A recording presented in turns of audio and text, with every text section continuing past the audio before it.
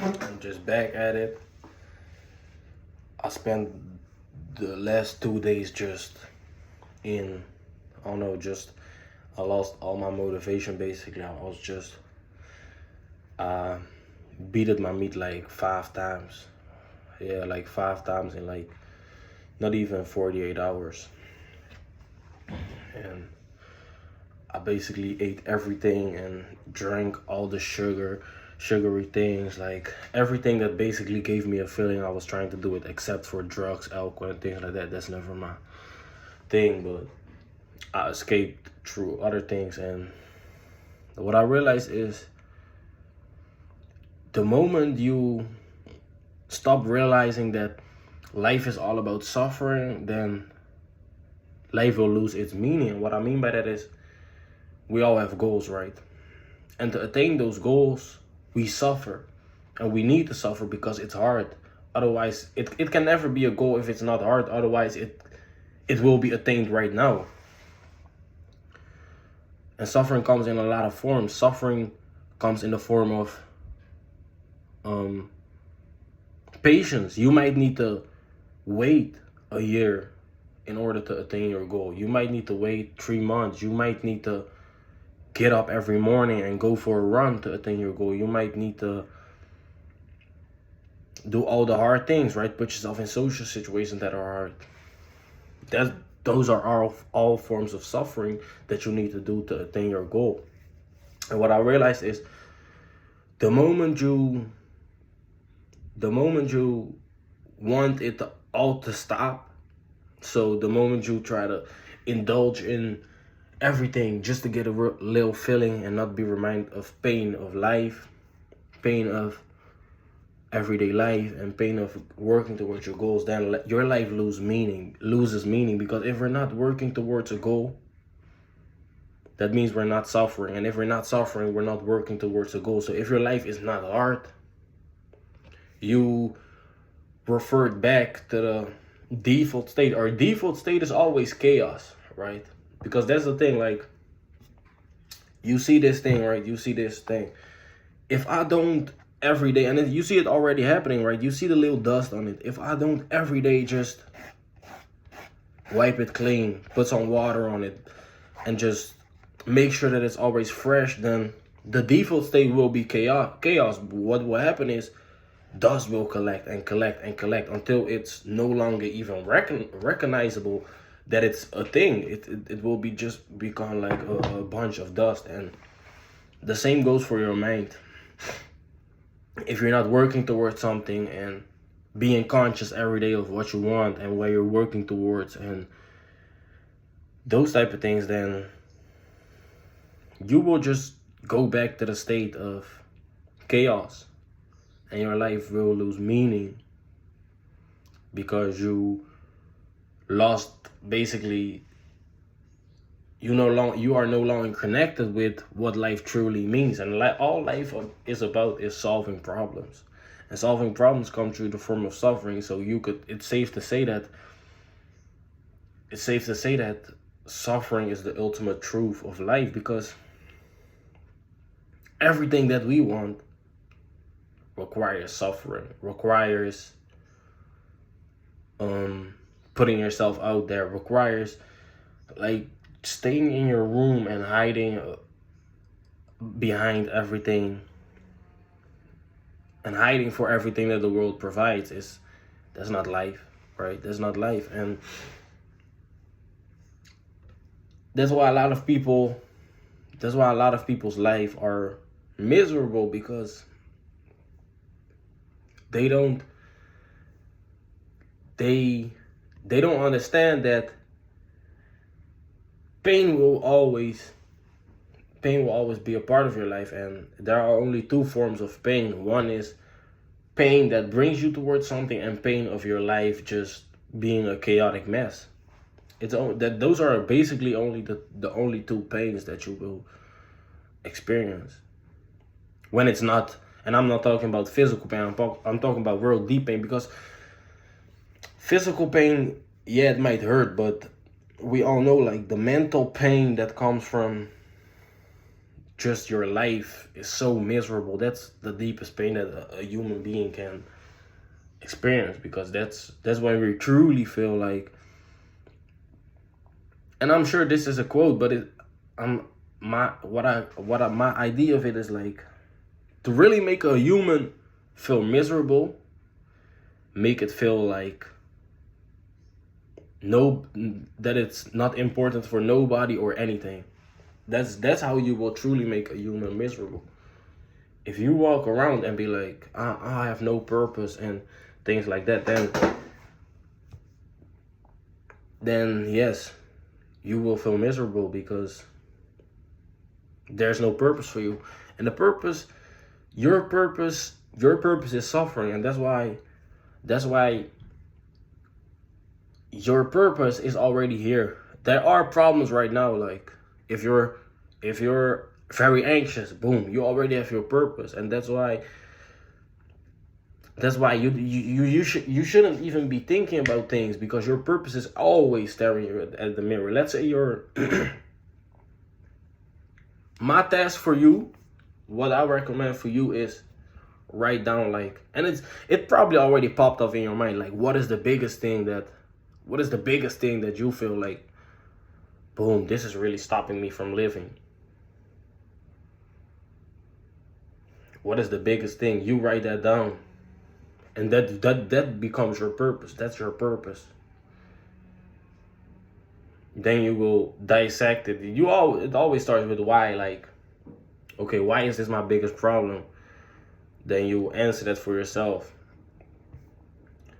And at first it might feel like you know nothing about, because with the thing, like with social anxiety, I had that for a long time, and at first it's just like you only see the symptoms of it. You don't really understand it. But then more and more you start to see how you are able to control it. I realized that my social anxiety just all comes down to me not being conscious of whatever goes on in my mind, and like believing the stories that my mind presents, things like that. So once you realize that, and you start to see that you have more and more power within the problems that you have, then your purpose will become more clearer and clearer, because now you have actual steps. Now you have like, okay, boom, I know this. If I don't meditate, my life becomes this and that. It becomes miserable. I notice if I don't do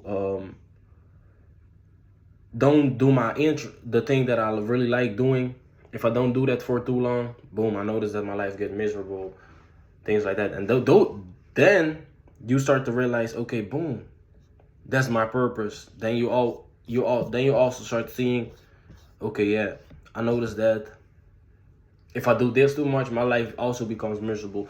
So you start to recognize, okay, which things add positively, in a positive sense, things to my life, and which things add a negative meaning towards my life. And you do more of the positive and do less of the negative. And that's always apparent.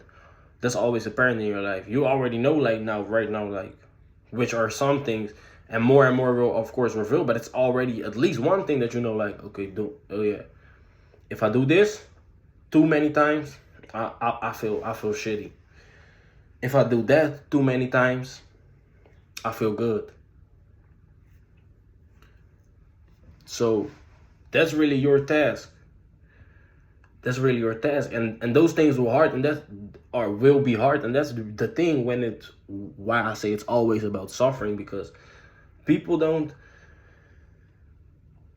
if you don't realize the real truth of suffering, that's the only truth in life, that's what it's all about, then,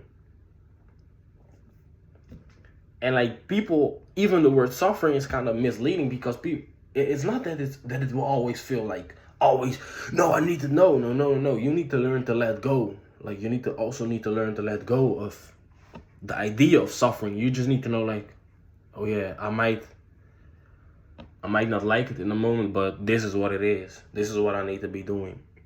and you just do it. And that's the thing of consciousness. When you're conscious of your suffering, the suffering is no longer really suffering, but I'm just using it as a metaphor to really hit the point. And what you will see is then all of a sudden life will have a meaning, because you're working towards a goal. You know why you're putting yourself in these challenging situations. You know why you're not eating this junk food. You know why you're not doing this and that. And of course, this comes with ups and downs. Some days you will fail. Some days it will all be good. But the only one thing that will really make sure that you will be doing it is consciousness. You always need to be conscious of why you're doing things, because otherwise, like I've said, the default state of the mind is chaos. If you're not and that's why I say, like, journaling is the best thing you can do. If you're not every day thinking about, like, okay, why am I not eating this or that? Why am I going to the gym right now? If you write those things down, right? If you write those things down, you will keep your mind clean. You will remind yourself. It's like I said, the previous example. Journaling is just removing the dust. Like, okay, yeah. Reminding that this is your core, and not allowing the dust to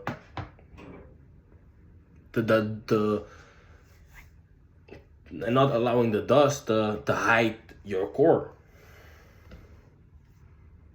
Right? So consciousness is always the answer. It's always the answer. The moment you that's why I started my video with, like, saying that I was indulging in all these things before I made this video, right?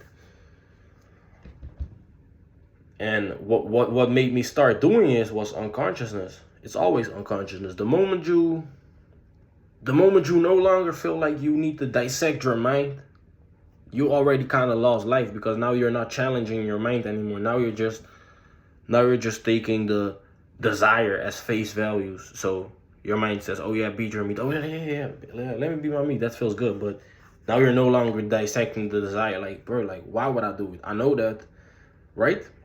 That's how it is. If I would stay with that consciousness for 10 minutes longer, then I probably wouldn't beat my mind and fell back in that negative cycle. And that's the thing. It's always one thing that truly makes you, like, relapse. It's always one thing that truly puts you back in that negative cycle.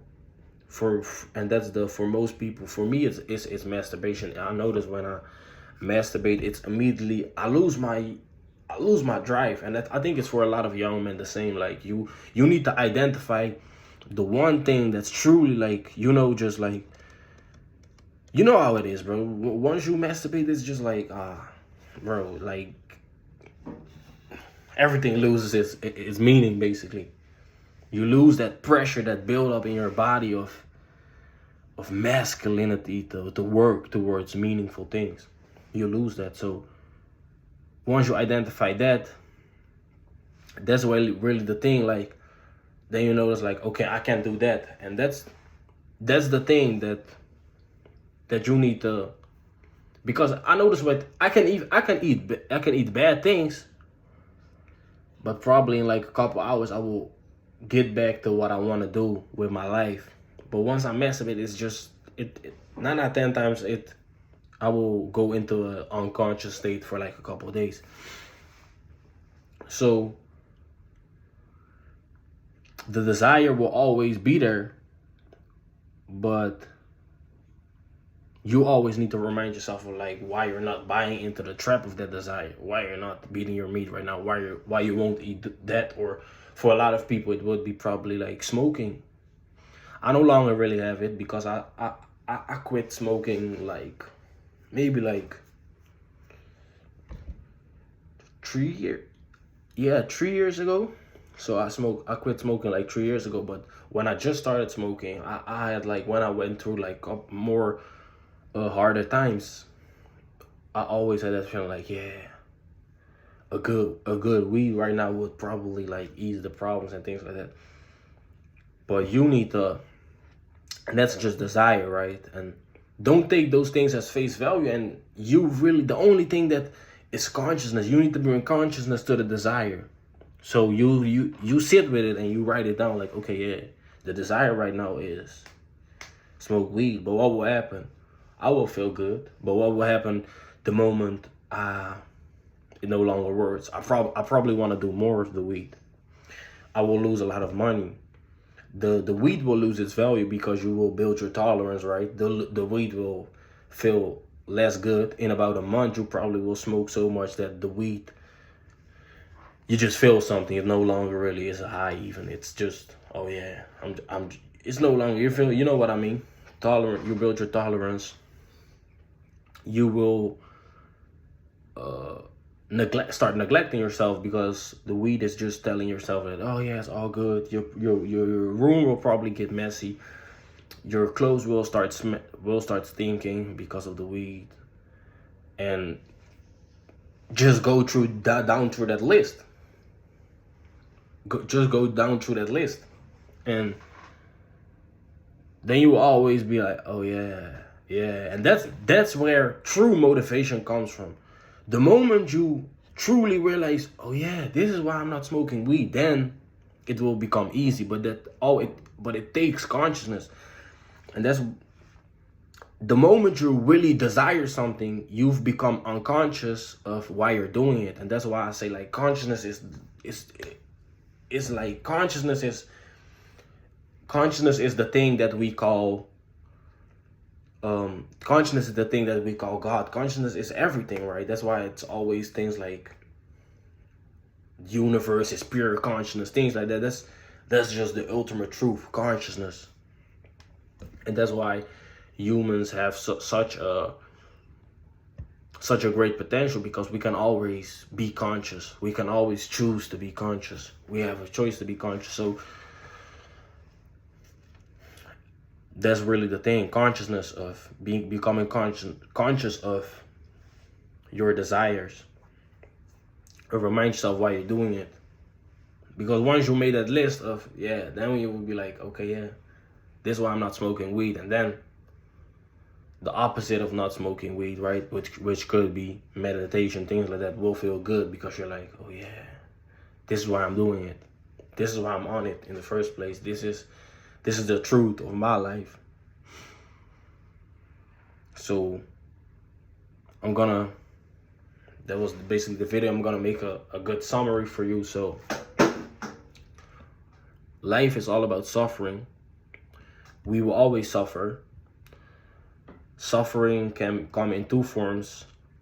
You can suffer towards a meaningful goal, or you can suffer because your life is in an unconscious state, and your mind is collecting dust and collecting more and more dust until the point that it becomes inevitable, and you don't even really know why you're in this life shit. And that's when things like suicidal thoughts and just so much anxiety and depression will take over. And the only way out is identifying the things that are really making your life hard right now. Be conscious of why it makes your life hard, what you can do to change those things and to improve those things.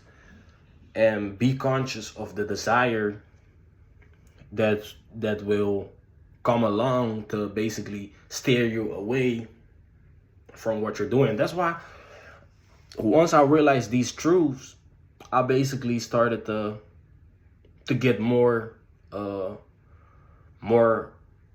would I say it, more respect for religions, because I wouldn't consider myself a religious person, but all the religions contain truth, because they always talk about like God and the devil, right? They always talk about Allah, shaitan, things like that. That's always the two polarities that they have in religion.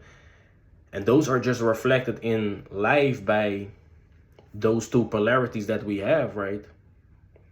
We have one path that will take you towards a meaningful goal, and we have the other path that will make your life go down to an unconscious state and just make your life a mess, right? And the desire is always, will always be there. The desire is always, that's always, you know, the second voice, the bad voice, the alter ego. I don't know how you people always call it, but you know what I mean. And that will always be there, but you need to be conscious of why you are doing it in the first place, and really write those things down. Really, like I've said, like consciousness, really be conscious of, okay, yeah, this is why I want to solve this problem in my life. This is how my life will look if I solve that problem, and remind yourself about the importance of why you're on that goal. And yeah, that was my video. I thank you for watching. Like, subscribe, and share this video with a friend which will find this video. If you think he or she would find this video helpful. I got a coaching program. I will link the description. I will put the link in the description. And it's a one-on-one coaching program about self-improvement. I will help you with whatever I can help you with. And self-improvement, of course, is a very broad aspect. We can talk about like basically everything that comes from all the things that are a part of self-improvement. So feel free to check that out. It's free for now, so make sure that you make use of it. I'm sure that I can definitely help you with things, especially if you like this video, of course. And yeah, that was basically my video. Stay improving, stay on it, and yeah, like stay conscious and remind yourself about why you're doing this in the first place. I'm out.